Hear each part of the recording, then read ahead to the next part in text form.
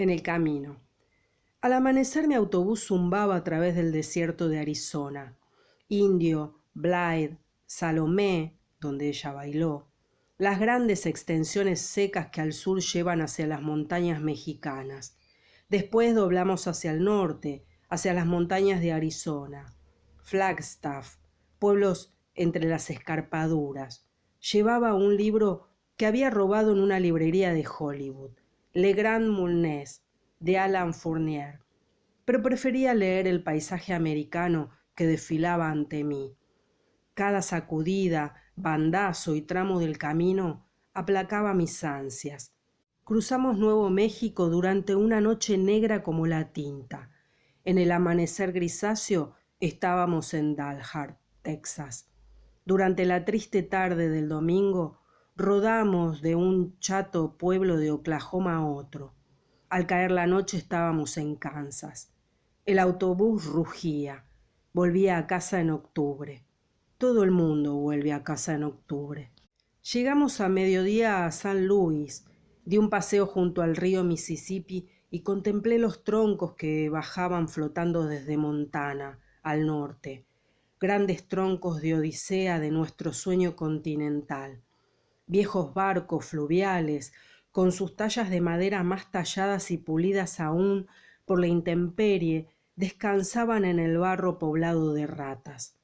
Grandes nubes de la tarde se cernían sobre el valle del Mississippi. El autobús rugió aquella noche a través de los trigales de Indiana. La luna iluminaba las fantasmales espigas. Casi era ya Halloween. Conocí a una chica y nos acuchamos todo el tiempo hasta llegar a Indianápolis. Era muy miope. Cuando bajamos a comer tuve que llevarla de la mano hasta el mostrador del restaurante. Me pagó la comida. Mis emparedados se habían terminado. A cambio le conté largas historias. Venía del estado de Washington, donde había pasado el verano recogiendo manzanas. Su casa estaba en una granja del estado de New York. Me invitó a que fuera a verla. En cualquier caso, nos citamos en un hotel de New York. Se bajó en Columbus, Ohio, y yo dormí el resto del camino hasta Pittsburgh. Hacía años y años que no me sentía tan cansado. Me quedaban todavía unos 600 kilómetros hasta New York. Haría autostop, pues solo tenía 10 centavos. Caminé 8 kilómetros para salir de Pittsburgh y en 2 viajes, un camión con manzanas y un enorme camión con remolque, y llegué a Harrisburg, una tibia y lluviosa noche del veranito de San Martín. Me puse inmediatamente en marcha. Quería llegar a casa. Aquella fue la noche del fantasma del Susquehanna. El fantasma era un trémulo viejito con una bolsa de papel que decía dirigirse a Canady. Caminaba muy deprisa, ordenándome que lo siguiera, y dijo que había un puente ahí delante por el que podríamos cruzar. Tendría unos 60 años. Hablaba sin parar de lo que comía, de la mucha mantequilla que le daban para las tortitas, de las rebanadas de pan extra, de cómo le habían llamado unos viejos en un Porsche de un asilo de Maryland y le habían invitado a quedarse con ellos el fin de semana, de que había tomado un agradable baño caliente antes de irse, de que había encontrado un sombrero sin estrenar en la cuneta de una carretera de Virginia y que se lo había puesto, de que visitaba el local de la Cruz Roja de cada ciudad y mostraba sus credenciales de la Primera Guerra Mundial, de que la Cruz Roja de Harrisburg no merecía ni ese nombre, de cómo se las arreglaba en este duro mundo.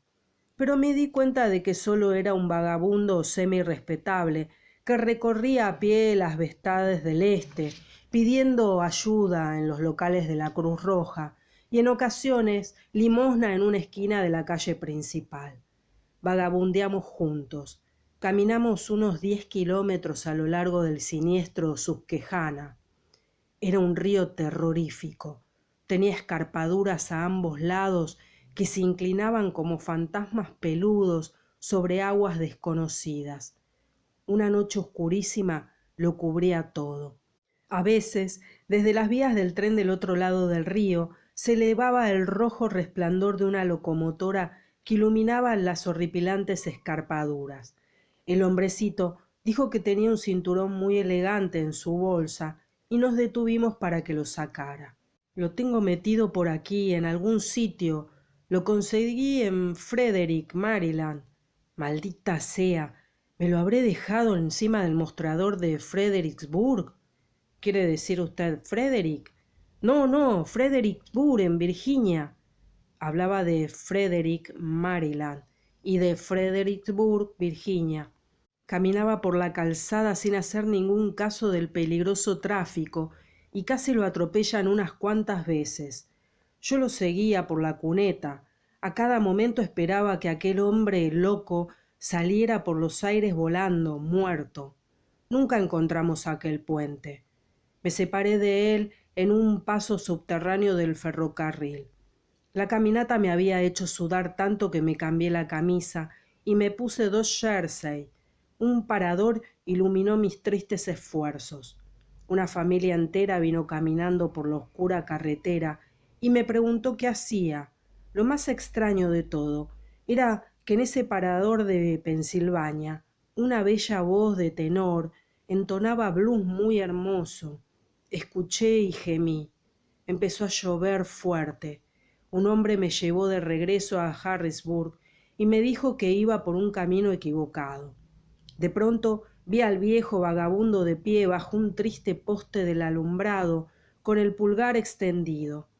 Pobre ser desamparado, un pobre chico perdido hace tiempo y ahora convertido en un hundido fantasma del desierto de la pobreza.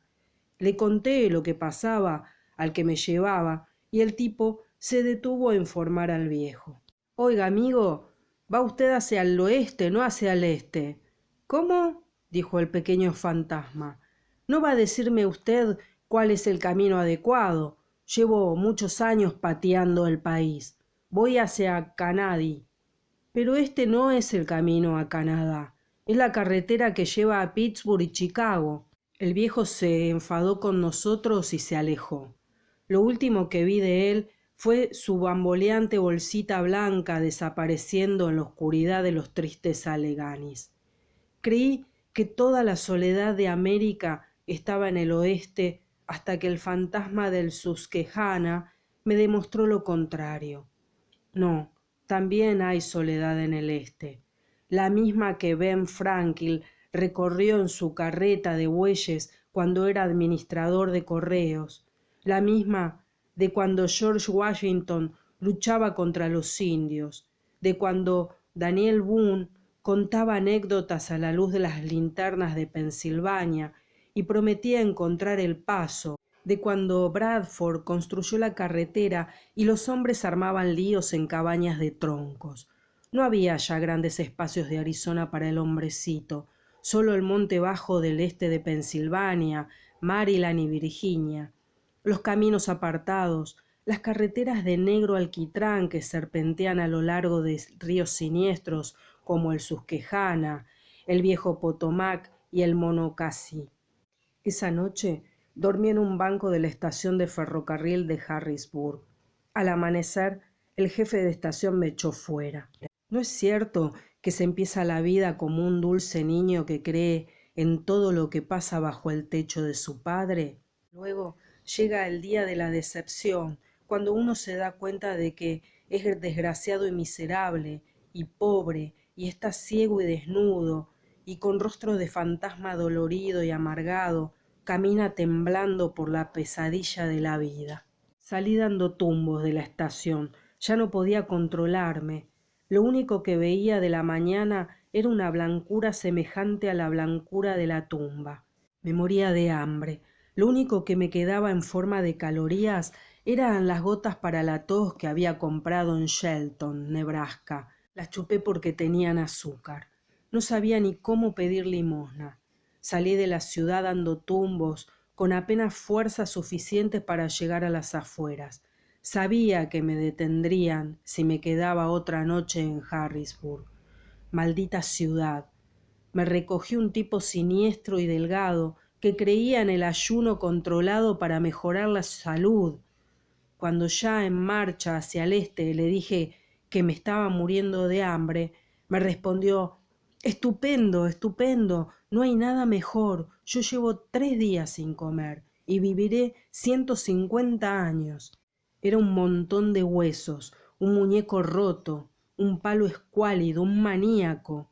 Podría haberme recogido un hombre gordo y rico que me propusiera: vamos a pararnos en un restaurante y comer unas chuletas de cerdo con guarnición. Pero no, aquella mañana tenía que recogerme un maníaco que creía que el ayuno controlado mejoraba la salud. Tras 150 kilómetros se mostró indulgente y sacó unos emparedados de mantequilla de la parte trasera del coche. Estaban escondidos entre su muestrario de viajante. Vendía artículos de fontanería por Pensilvania. Devoré el pan y la mantequilla. De pronto me empecé a reír. Estaba solo en el coche, esperándolo mientras hacía visitas de negocios en Hallowtown. Y reí, reí. Dios mío, estaba cansado y aburrido de la vida, pero aquel loco me llevó hasta New York. De repente me encontré en Times Square.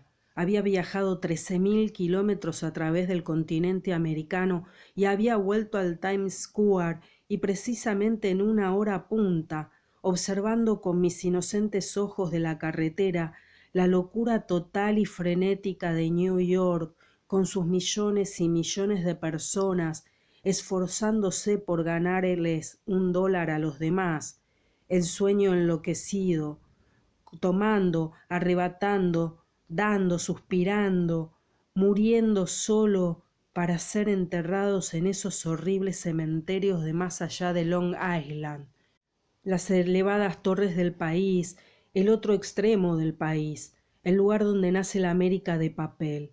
Me detuve a la entrada del metro, reuniendo valor para tomar la hermosísima colilla que veía en el suelo, y cada vez que me agachaba, la multitud pasaba apresurada y la apartaba de mi vista, hasta que por fin la vi aplastada y deshecha. No tenía dinero para ir a casa en autobús. Paterson está a unos cuantos kilómetros de Times Square. Podía imaginarme caminando esos últimos kilómetros por el túnel Lincoln o sobre el puente George Washington hasta New Jersey. Estaba anocheciendo. ¿Dónde estaría Hassel? Anduve por la plaza buscándolo. No lo encontré. Estaba en la isla de Ricker, entre rejas. Y Dean y los demás y la vida misma. Tenía una casa donde ir, un sitio donde reposar la cabeza y calcular las pérdidas y calcular las ganancias, pues sabía que había de todo. Necesitaba pedir unas monedas para el autobús. Por fin me atreví a abordar a un sacerdote griego que estaba parado en una esquina. Me dio 25 centavos, mirando nerviosamente a otro lado. Corrí inmediatamente al autobús. Cuando llegué a casa devoré todo lo que había en la nevera. Mi tía se levantó y me miró. «Pobre Salvatore», dijo en italiano, «estás delgado, muy delgado. ¿Dónde has estado todo este tiempo?» Había llegado con mis 2 camisas y 2 jerseys encima. Mi saco de lona contenía los pantalones que había destrozado en los campos de algodón y los maltrechos restos de mis huaraches. Mi tía y yo decidimos comprar un frigorífico eléctrico con el dinero que le había mandado desde California. Sería el primero que habría en la familia. Se acostó y yo no me podía dormir y fumaba sin parar tendido en la cama. Mi manuscrito a medio terminar estaba encima de la mesa. Era octubre. Estaba en casa. Podía trabajar de nuevo. Los primeros vientos fríos sacudían las persianas. Había llegado justo a tiempo. Dean se había presentado en mi casa. Había dormido varias noches aquí esperándome. Pasó varias tardes charlando con mi tía mientras ella trabajaba en la alfombra que tejía con las ropas que la familia iba desechando a lo largo de los años. Ahora estaba terminada y extendida en el suelo de mi dormitorio, compleja y rica como el propio paso del tiempo. Finalmente, Dean se había ido 2 días antes de mi llegada, cruzándose conmigo probablemente en algún lugar de Pensilvania u Ohio, camino de San Francisco. Tenía ahí su propia vida. Camille acababa de conseguir un apartamento. Nunca se me había ocurrido ir a verla mientras vivía en Mill City. Ahora era demasiado tarde y también había perdido a Dean.